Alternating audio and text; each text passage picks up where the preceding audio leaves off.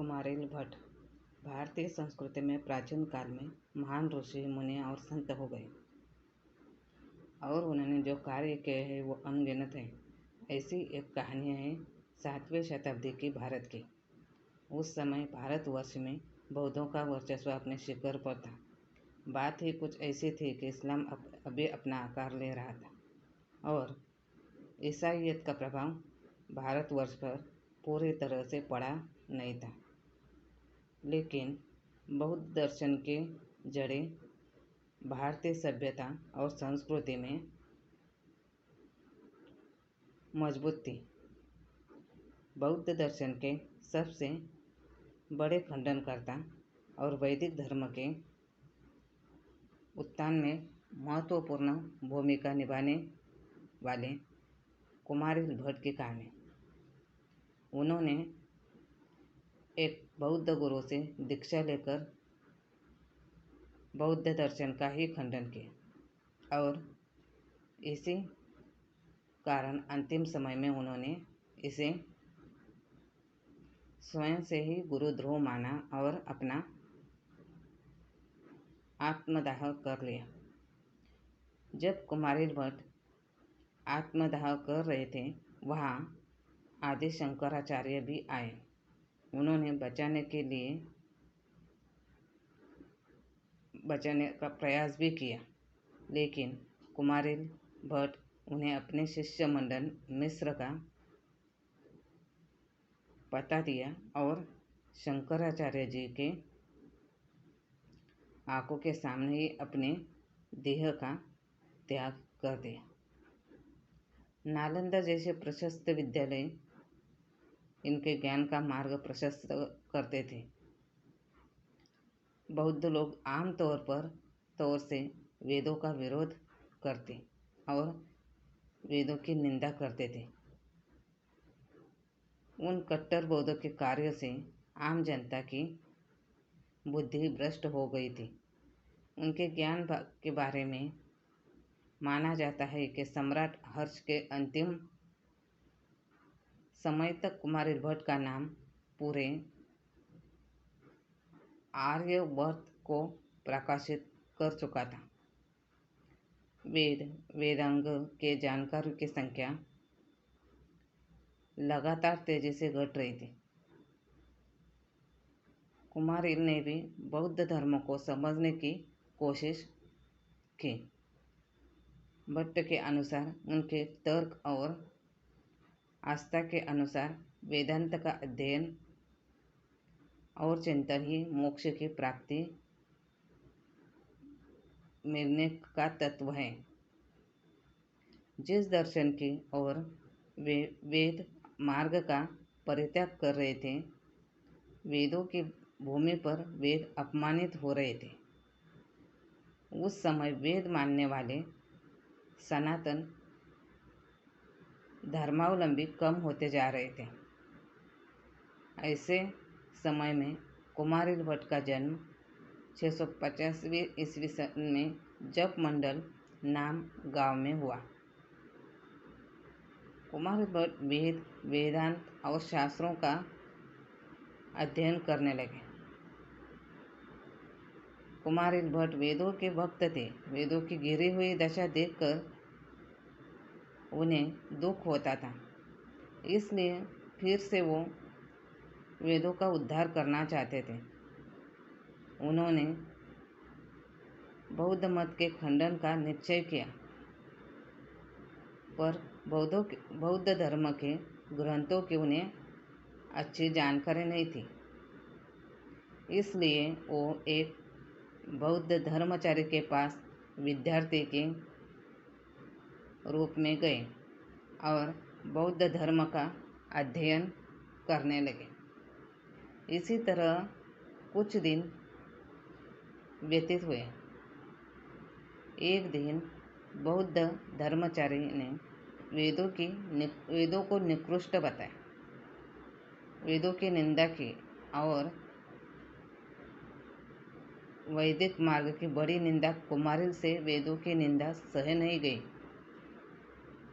वे गुरु के सामने तो कुछ नहीं बोले, पर उनके आंसू बहने लगे।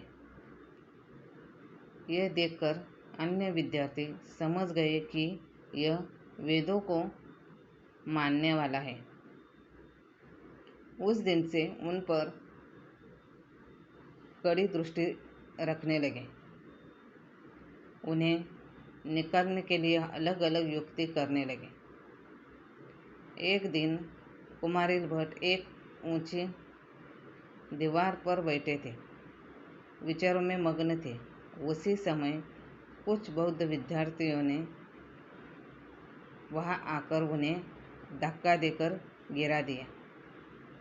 उनकी मंशा थी कि इतनी ऊंची पर गिरने से कुमारिल भट्ट की मृत्यु हो जाएगी, मगर कुमारिल भट्ट ने गिरते समय कहा था कि यदि वेद सत्य होंगे तो मेरी रक्षा होगी, और सचमुच उनकी रक्षा हुई और उनके प्राण बच गए। लेकिन चोट बहुत लगी, उनकी एक आंख भी फूट गई। कुमारिल इसे अपना कर्म फल बताते हुए कहते हैं कि मैंने यदि वेद सत्य होंगे इस प्रकार का संशयात्मक वाक्य कहा, इसलिए मुझे यह दंड मिला। इस घटना के बाद कुमारिल को बौद्ध धर्म की सत्यता से संदेह होने लगा। वे सोचते कि बौद्ध भगवान तो दयालु और अहिंसा धर्म के प्रचारक थे, पर इन बौद्धों ने मुझे धक्का देकर क्यों गिराया? बस इसलिए ना जिससे मैं मर जाऊं और उनके मतवाद का विरोध ना करूं। क्या दया और अहिंसा का भाव अन्य धर्मावलंबियों के साथ नहीं दिखाना चाहिए?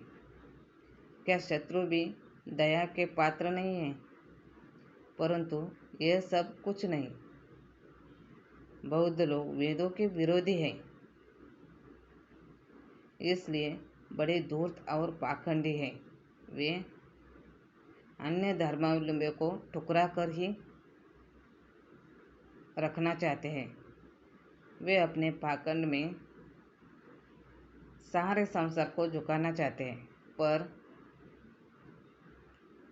मैं यथाशक्ति शीघ्र ही इन पाखंडियों के जाल से संसार को सावधान करूंगा।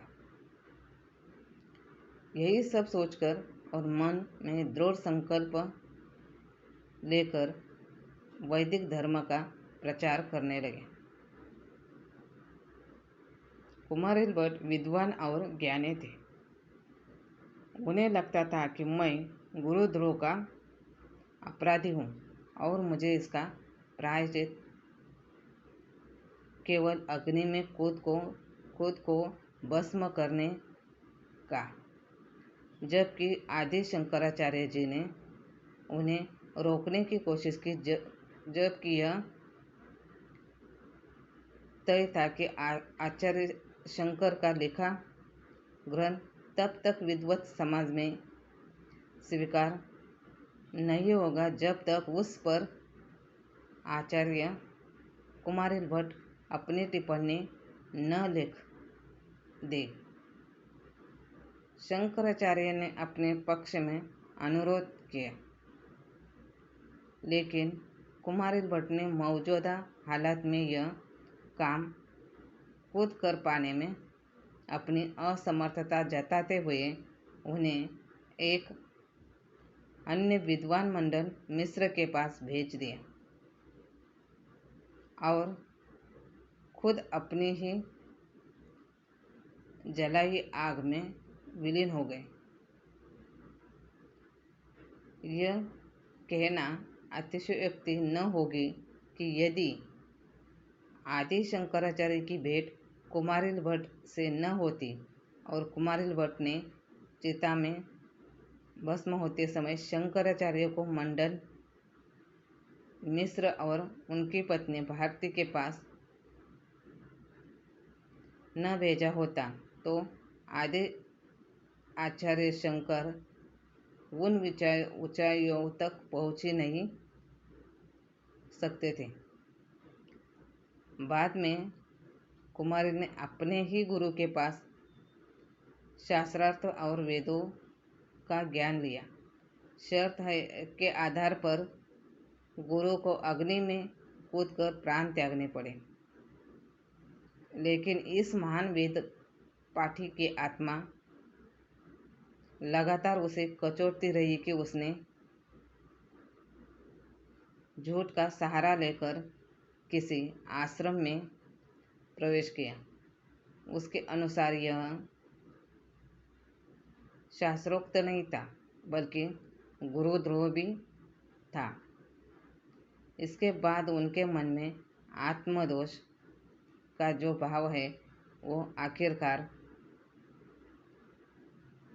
आत्मदाह की परिणति तक पहुंच गया। धन्यवाद। वीडियो पसंद आया हो तो सब्सक्राइब ज़रूर करें।